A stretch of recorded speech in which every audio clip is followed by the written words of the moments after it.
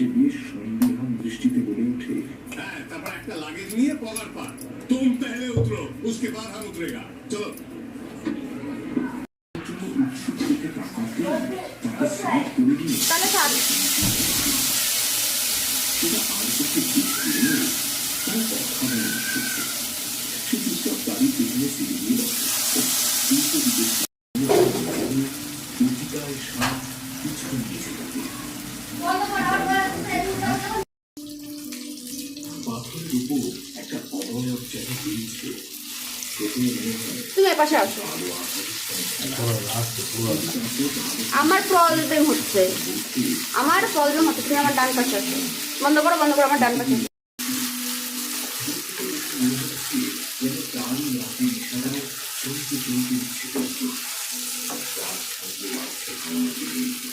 আর হাতের মুদ্রায় নিবেদিত হচ্ছে সমস্ত যেন সাক্ষাৎ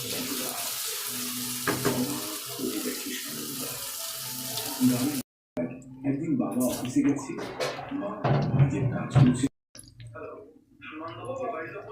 হ্যাঁ বলছি। আপনারা একবার এখানে মেডিকেল কলেজ চলে আসেন। সুনন্দবাবু অফিসে একটু অসুস্থ হয়ে পড়েছেন। আমরা ওকে হাসপাতালে নিয়ে যাচ্ছি। জানি বন্ধ করো। যেমন কথা তেমন কাজ। ঝড়ের মতো বাড়িতে তালা দিয়ে হাতের কাছে গুছিয়ে রাখা না। কয়েক হাজার